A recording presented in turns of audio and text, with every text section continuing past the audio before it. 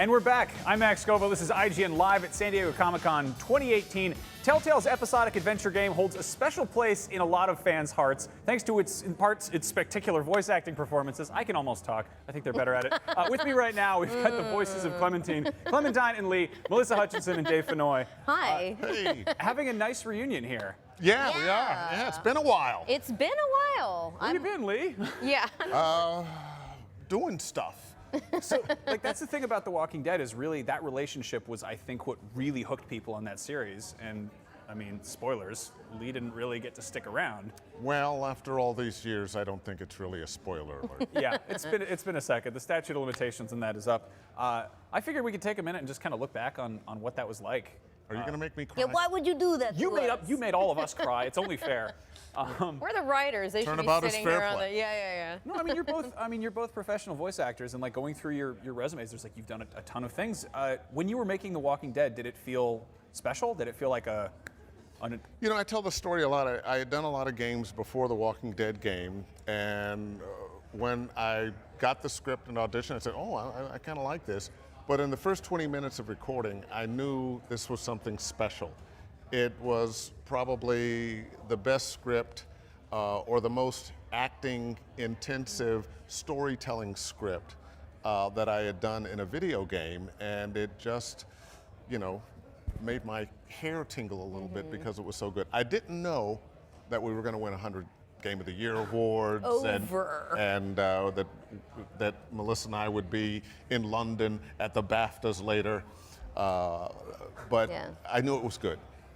Yeah. So, what was it like when you got to the part where you get, Why do you say Well, if You can't say it, can you? I know it's too soon. It's You still. can't say it.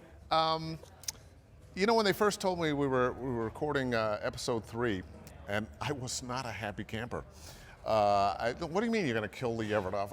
Geez, But in retrospect, I made peace with it through when we recorded episode 4, and the game wouldn't have been the game that it was if Lee hadn't been killed, if Lee hadn't died. Oh.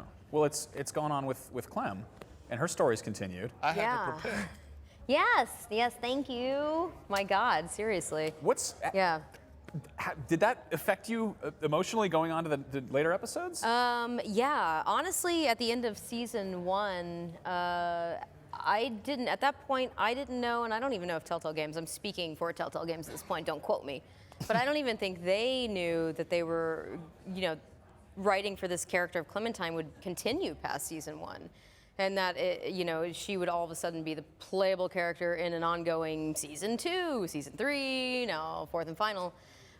So when I got the call that, she was going to be the playable character in season 2, I was obviously so excited, but it was also this mixed bag of oh God, because there's so much pressure. Yeah. Have you two stayed in touch or run into each other since then? Yeah.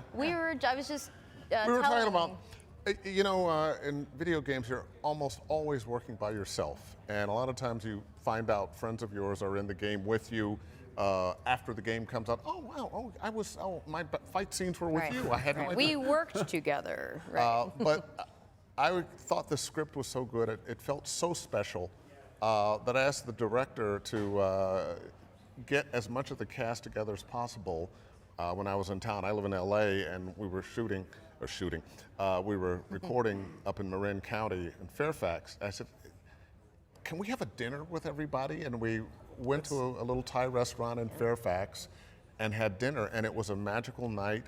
People, some of them knew each other, some of them didn't. I didn't know any of them, and we became good friends that night. That's really touching and oddly kind of I don't know, that's some nice closure there. We've got the finale, Clem's story is eventually coming to a close. How do you feel about that? Well, I mean, of course I'm sad. As a fan of the game, as a player of the game, I'm I'm in the same boat of the fans of oh, what are they going to do with her story? But her arc is really good right now, where she's at right now, and her journey, the strength of her character at this point. It's a good time to to bring it to a closure or whatever that means. I don't know. You know, I don't even know at this point. I'm like, yeah. Now, I mean, moving forward is good, but in lieu of that, I think we should move back a little bit. We actually have the finale of the season 1 Walking Dead here, and we'd love to hear you guys do commentary over it, as if you haven't already given enough voices to it. Thanks. Let's let's take a look. You're strong, Clem. You can do anything. But I'm little. Doesn't mean nothing. You're gonna see bad stuff, but it's okay. My parents. It's so horrible. I can't imagine, Sweet Pea. And now, you? Please. Please don't be one of them. Please don't become a walker. There's only one thing you can do. You know that. I'm just gonna make that face. I don't know if I can. Oh, you can, Clem. You have to shoot me, honey. Please, no. It's okay. It's okay. Clem, I was standing over Doc holding that gun. It was so hard. I'm sorry you're in that position now. I'd give anything for you not to be. But you just have to point it at me. Close your eyes and be thankful you never have to see me as one of them. You can do it. I know you can. Okay, Lee. I could do it. Oh my God. I can. Ugh.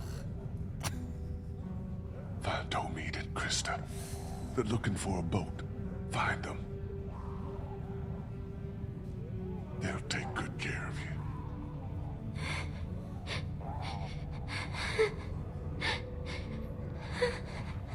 And Clem.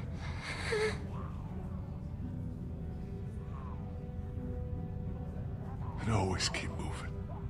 You're gonna want to find someplace like the motor inn, but that's just not safe. Why not? Those places are just targets. Move as much as you can. Clementine will And also,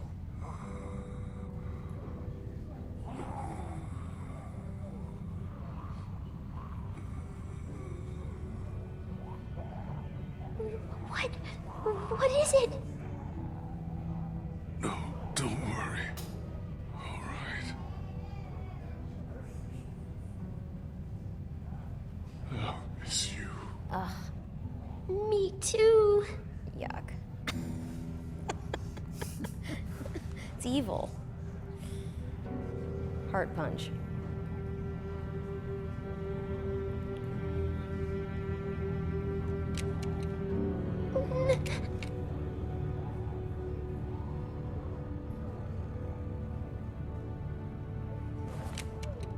Come on, Clem.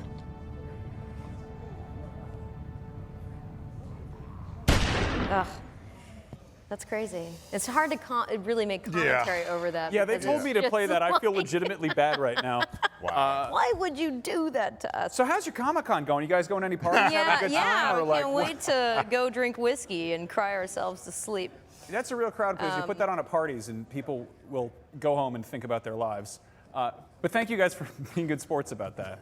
Well, it's interesting watching it because, I mean, even though that was, oh my God, I think we've done the math. It's like 6 years ago, but I mean, whenever I hear that scene or see or watch the, playthroughs of that scene, it's like really like sucks you back into that experience of recording that. That was such a raw, organic experience for both of us. And we weren't again, recording together. Right.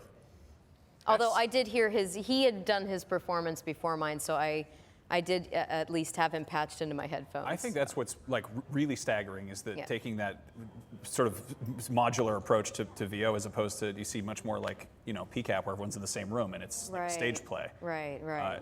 Do you find I know that obviously artists will look back on previous works and be like, would have done that differently.